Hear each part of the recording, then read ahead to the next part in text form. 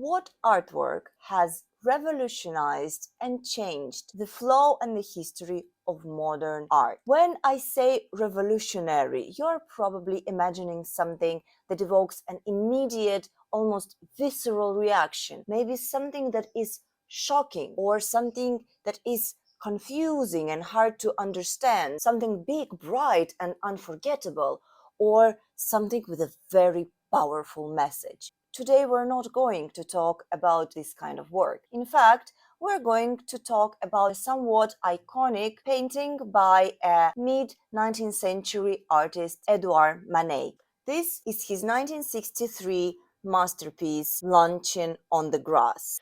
The public was so appalled by this artwork that the organizers of the exhibition had to actually provide guards that would protect the artwork from being vandalized. So what is it in this painting that scandalized the crowd of the mid-19th century Paris? In order to understand the power of this artwork, we will need a little bit of context. What was the art like in the middle of the 19th century in France? Paris was the epicenter of the artistic life in Europe, and one institution was in charge of all the artistic production and education and had a monopoly over the single exhibition where artists had a chance to show their work to the world.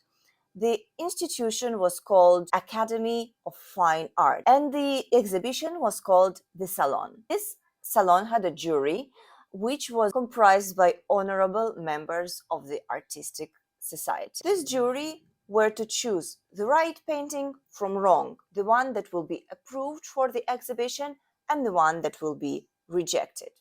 And in order to understand Edouard Manet's painting and its effect on the crowd, we need to understand his approved painting first. What was the canon? First and foremost, a worthy picture required a worthy theme. In favor were scenes from the Bible, from the Greek and Roman mythology, something of high pathos, stories about dignity, bravery, suffering, accuracy, strict following of the rules of painting and perspective. When we look at the painting, we are supposed to look in this perfect window to the illusion. The painter's job is to create this illusion for us that will be unbreakable. The brushstroke was supposed to be invisible to the human eye, as much so that a viewer looking at the painting couldn't understand how was this painting actually made, as if it was a bit magical. Let's look, for example, at this painting, The Birth of Venus, by Alexander Cabanel. This painting won a Grand Prix of the official Académie des Beaux-Arts Salon. What do we see here? We see this perfect beauty of a woman, this perfect female nude that almost made out of marble. Her hair is flowing, almost water-like, and the cupids, of course, as a cherry on top of this beautiful cake, are floating above her, underlying her purity, virginity, and the spiritual context of the work. Now let's look at Edouard Manet, Luncheon on the Grass. At the first look, probably we don't see too much difference. There is a nude, there is a pretty landscape of a forest or a city park. So what is it that is off? First of all, let's look at the woman in the forefront of the painting. Woman per se is a classic theme in art. Since Renaissance, it's been the most popular subject of painting. But here we see a woman not as much nude as naked. We see her clothes even neatly folded in a down left corner of the artwork, which gives us a hint this woman is not really a goddess that descended from the heavens to bring a beautiful message of love and eternity to these two modern-looking young men. What was even more shocking about the nakedness of the Manet's woman is the contemporaneity of the picture per se. These men are dressed according to the contemporary fashion. If a viewer would come out from the exhibition and go to the nearest park, he would probably see men dressed exactly like that, which went in complete contradiction with a tradition of depicting on canvas timeless, something grand, something with a spiritual context. Here we can see mundane scene from a city park, a scene that is as much strange as almost surreal. What is actually going on in this picture? Why is this woman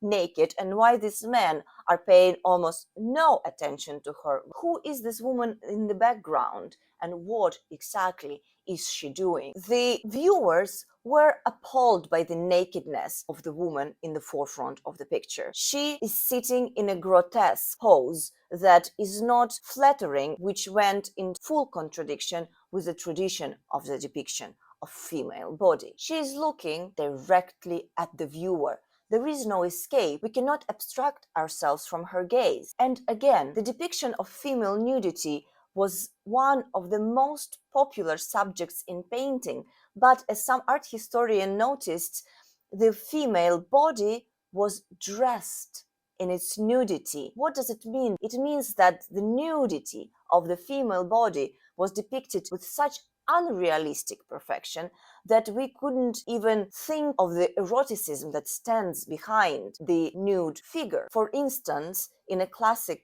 or Renaissance painting, you will never see hair or pubic hair or hair on arms or legs of a woman. The barrier had to be put between nakedness and nudity. And here on Manet's painting, this distinction is kind of blurred, if not removed at all. We can see a real blood and flesh woman, as much real as some people actually recognized her. And she was a famous model that posed for many contemporary artists in Paris of that day. So not only was that woman not a divine goddess, she was actually a real person. The model is gazing straight at the viewer, maybe challenging the hypocrisy of it all. Let's go back to the woman at the background. What scandalized the members of the artistic society, the actual fellow painters and art critics, is Manet's complete disregard to the laws of perspective, which was kind of like a Bible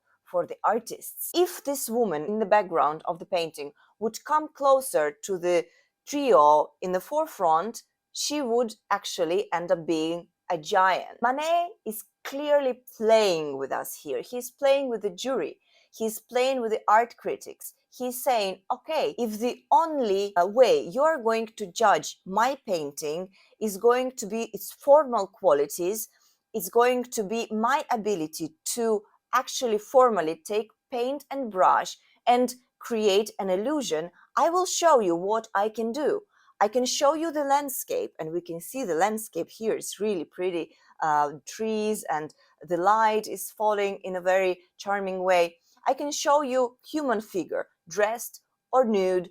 I can show you even a still life, and we can see the beautiful drapes of clothes mixed with fruit and condiments in the left down corner of the painting, in the best tradition of a still life. So what Manet is doing, he's challenging and mocking the artistic establishment. Many critics would say this is not even a painting, this is a sketch, because you could clearly see the brushstrokes, and this was a no-no. There was supposed to be this beautiful and perfect illusion. What Edouard Manet is doing here is telling us we cannot go on and on depicting biblical scenes and historical scenes, completely avoiding the contemporary life. If we keep doing that, there will be nothing left of our days for the posterity. He is also saying, let's try to be real. Let's try to depict things the way they are, things that we are living, because our life here in now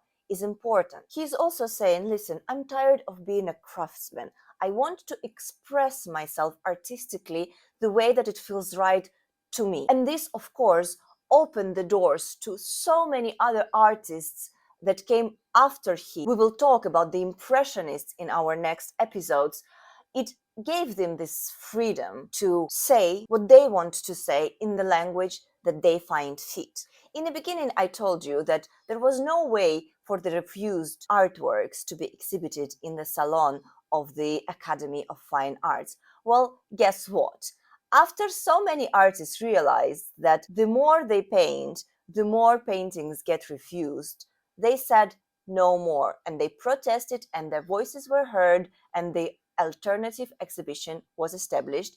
The exhibition was called the Salon of the Rejected, Salon des Refusés, Salon of the Refused Art.